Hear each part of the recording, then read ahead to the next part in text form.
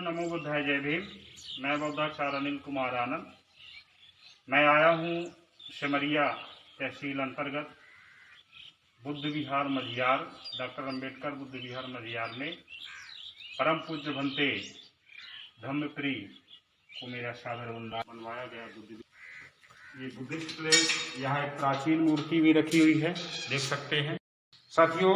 Available नहीं होते हैं तो कैसे शॉर्ट में कोई एक ऐसा व्यक्ति जो बौद्धाचार बनना चाहता है या ऐसा उपासक है जो शुद्ध आचरण से पंचशील का पालन करता हो, वो पूजा वंदना करा सके, और कौन कौन से संस्कार और कौन कौन से मूल संस्कार हमारे जीवन में बौद्ध परंपरा में होने चाहिए, उन की जानकारी हम परम पूज्य भंते जी से लेंगे। भंते जी से हम संस्कारों, सबसे पहले बुद्ध परंपरा में विभिन्न संस्कार शादी ब्याह आदि के संबंध में पूछते हैं भंते जी से। पहला सवाल है भंते जी को सादर वंदना करके, बुद्ध परंपरा यानी बौद्ध धर्म यानी बौद्ध धर्म में कुल कितने संस्कार होते हैं भंते जी से मैं जानना चाहूँगा, ताकि हमारे बौद्ध उपासक और जो नए बौद्ध उपासक बनना चाहते हैं इसको जाने और समझें। आदरणीय भंते जी से विनय है। इसलिए हमारे से बुद्ध है, धम्म नहीं बल्कि धम्म है। धम्म जी, धम्म परंपरा के मुताबिक सबसे पहला संस्कार, विवाह संस्कार के बाद पहला संस्कार आता है गभ्य धारण संस्कार जी। इसके बाद गभ्य धारण के बाद फिर आता दूसरा नंबर नामकरण संस्कार जी।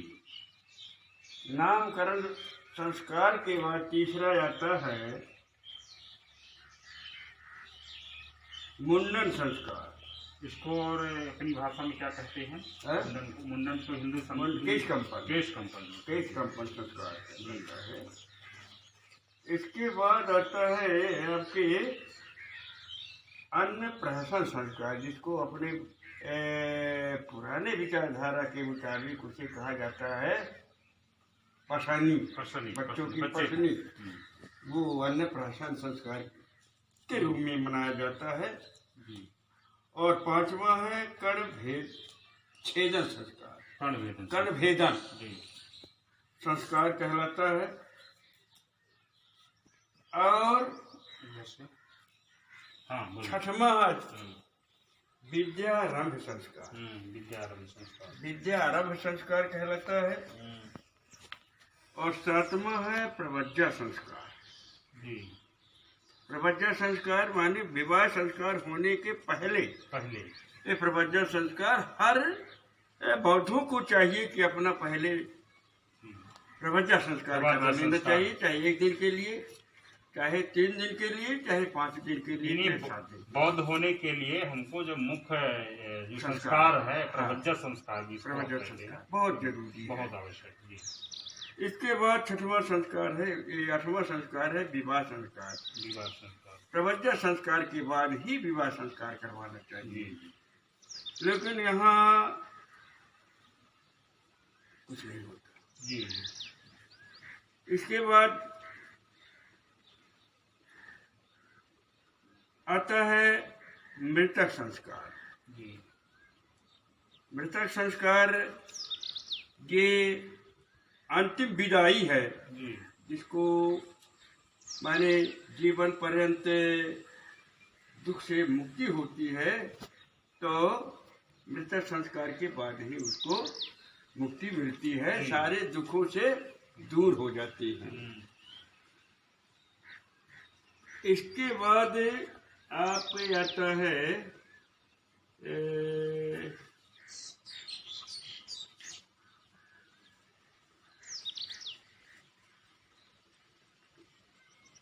उसे विवाह संस्कार के बाद ही गृह प्रवेश का नंबर आता है। जब बालक बालिका की मैंने संस्कार होता है, विवाह संस्कार होता है, वो तो सबसे पहले उसमें गृह प्रवेश में आता है जी। तो ठीक इसी तरह से जिस तरह से विवाह संस्कार में ये सारी झांकियाँ बनाई जाती हैं बुद्ध बाबा साहब, गौतम बुद्ध बाबा साहब के, उसी तरह बना करके वही त्रिशरण से लेकर के और उसके बाद अंदर प्रवेश किया जाता है। फिर कोई मकान बना रहा है जी, तो मकान बनाने के लिए निर्माण हो जाने के बाद उसका भी गृह प्रवेश होता है, जिसको कहते हैं उद्घाटन। उद्घाटन है ना? हाँ, उद्घाटन हर कार्यक्रम में होता हर है। कार्यक्रम में होता है। जी, इस तरह से विशेष तौर से होते हैं। हमारे हिसाब से जो कोई व्यक्ति बुद्ध या बाबा साहब की मूर्ति बनवाता है, खरीदता है, जी, जी, तो व्यवस्था करने का काम करता है, अनावरण में भी तो मूर्ति स्थापना या मूर्ति अनावरण संस्कार कहा जाता है। इस तरह से 60 में होता है शिलान्यास, उसी को कहते हैं, उसी को स्थापना कहते हैं, उसी को अनावरण कहते हैं हमारे ख्याल से। और जब कभी किसी भी भंते को या विशेष उपासक तो चीवत लेगा ही नहीं, जो जैसे आपके यहाँ जब कार्यक्रम हुआ था, आपका पहला विवाह संस्कार किया गया था, तो वहाँ भी आपने चीवर दान किए थे, जी, है ना? जी, तो वो कठिन चीवर दान भी जी संस्कार में आता है, संस्कार में ही आता है। चलिए, इस तरह से संस्कार होते। संस्कार, ये तो संस्कार की बात हो गई भंते जी। दूसरा प्रश्न मेरा है, संस्कारों के संबंध में हिंदू परंपरा में, किसी भी परंपरा में कुछ पूजा सामग्री या पूजा विधि होती है, तो उस पूजा विधि के संबंध में जो पूजा सामग्री मूल कौन कौन सी चाहिए होती है, हमारे उपासकों को बता दीजिए। अच्छा जी, पूजा विधि जो हुए, पहले सामग्री बताएं फिर विधि। अच्छा, पूजा सामग्री हमारे इसमें कोई विशेष सामग्री नहीं लगती है जी। हमारे इसमें खास तौर से जी, पुष्प लगता है जी, नंबर 1 पुष्प है जी, पुष्प। दूसरा मोमबत्ती है जी, मोमबत्ती। तीसरा अगरबत्ती है जी, चौथा धूप है, धूप। पांचवा बुद्ध बाबा साहब के छाया चित्र है जो सबसे अनिवार्य सबसे अनिवार्य है। इसके बाद पीपल की पत्ती भी लगती है, पीपल के पत्ते। और अगला ये हमारे इसमें कार्यक्रम में सबसे प्रमुख है पंचशील लगता है। पंचशील का ध्वज। साथियों, पंचशील का ध्वज आप यदि देखे हो, जानते हो, बहुत सारे हमारे मित्र उपासक सभी जानते हैं, फिर भी पंचशील का ध्वज हमारे बहुत अनिवार्य है, बहुत अनिवार्य। इसके बाद मुझे जी कच्चा सूत लगता है। 5 प्रकार के फल भी लगते हैं जी, है जी। और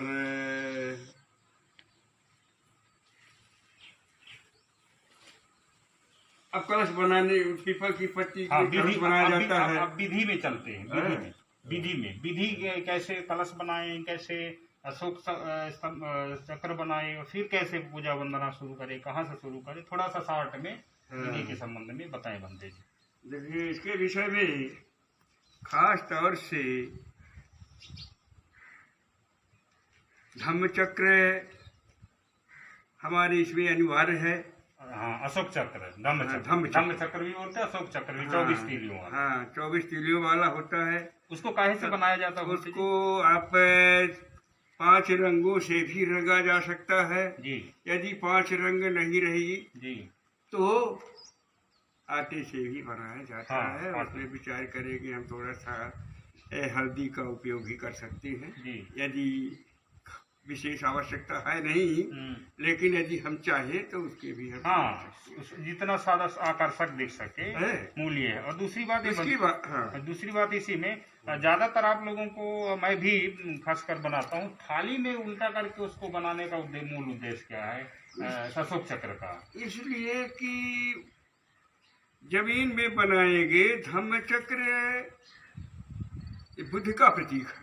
हाँ, बुद्ध के धम्म का मुख्य वो है चक्र। तो बुद्ध के प्रतीक होने के बदौलत हम जमीन में बनाते हैं तो आते चलते पढ़ते हम हाँ, उसको रौद भी उसका सकते अपमान हैं। हो सकता है, अपमान होता है जी। तो जब रौद सकते हैं तो उसका अपमान किया। हाँ, ये बात मैं समझ रहा था। इसलिए हाँ, आपको थाली नहीं, यदि कोई चौकी मिलती है, हाँ, पीढ़ा मिल जाता है जी, तो उसमें भी हम बना सकते ताकि हैं। उसमें कोई आवश्यकता नहीं कि मैंने थाली ही चाहिए। हाँ, उसमें ताकि पैर ना पड़े, हाँ। न वो डिस्टर्ब ना नशा ना जाए, और ये यानी सुरक्षित रहे कुल मिला के। सुरक्षित रहे। हाँ, चलिए ठीक है। अच्छा, इसके बाद एक लोटा,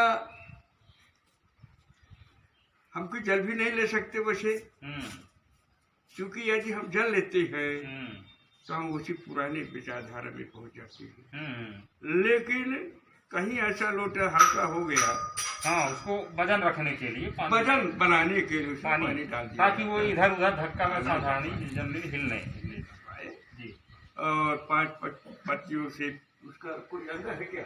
जी, हाँ, बच्ची गई है। अच्छा, पानी लाना हो जाता जी, तो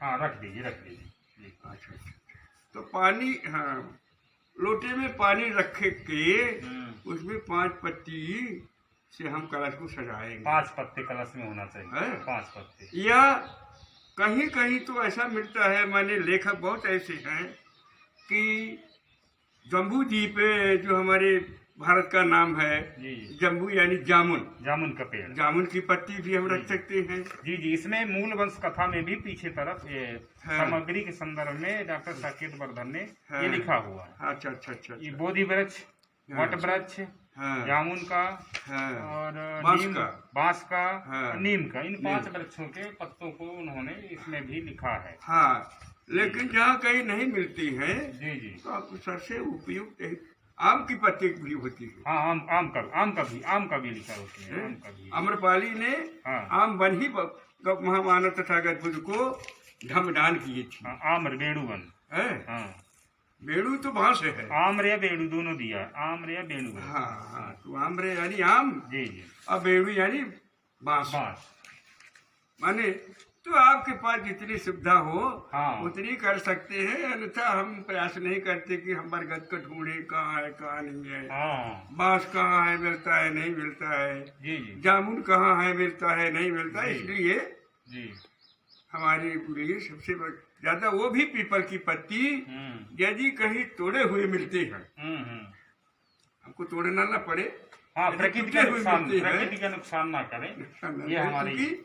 यदि आप पत्ती तोड़ते भी हैं तो हम हत्या भी करते हैं। भाई वही जो अंगुली माल था, अंगुली माल का परिवर्तन इसी घटना से हुआ था, पत्ते तोड़ने को भगवान बुद्ध ने जीवन जोड़ने का जो सिद्धांत समझाया। खास तौर से यदि टूटे हुए पत्ते मिल जाएं तो बहुत ही अच्छा है, यदि नहीं मिलते हैं तो फिर कलश तो सजाना है, तो अब बिना हत्या के कोई वस्तु मिलती भी नहीं है। हमसे सब्जी खाना है तोड़ना पड़ेगा, फल खाना है तो तोड़ना ही पड़ेगा, यानी इस तरह से। जी जी, हाँ, ठीक बनती जी। अगला प्रश्न तो ये है, उसके बाद जी, उसमें जहाँ तक है तो मोमबत्ती से ही हम दीपक का प्रयोग करें, जी जी, न कि एक सरसों के तेल का। जी जी, इसमें लिखा है सरसों के तेल का उपयोग किया जा सकता है, लेकिन चूंकि ये भोज्य सामग्री है सरसों तेल, अच्छा, तो भोज्य सामग्री का उपयोग न करके बल्कि मोमबत्ती का उपयोग। अच्छा, भोज्य पदार्थ को ना जलाया जाए, खाने की चीजों को ना जलाया जाए, ठीक ठीक, वो भी बढ़िया आता है विचार है जी। तो इस तरह से ये हमारा कलश तैयार हो जाता है जी, और कलश तैयार होने के बाद उसको कच्चे सूत से, हम सूत को प्रयोग इसलिए करते हैं कि ये महामानव तथागत बुद्ध ने जो हमको रास्ता दिखाया है उस रास्ते के आधार पर हम चल सके, इसलिए कच्चे धागे का हम प्रयोग करके उस लोटे में 3 तार का एक वो होता है, उसको लोटे में लिपेट करके और महामानव तथागत बुद्ध और बाबा साहब की झांकियों को ला करके और एक छोर उपासक संस्कारकर्ता को पकड़ाया जाता है और एक छोर उसी लोटे में बांधा रहता है। और ये जो कच्चा सूत है कितने सूत का होना चाहिए? 3 तार का बताए।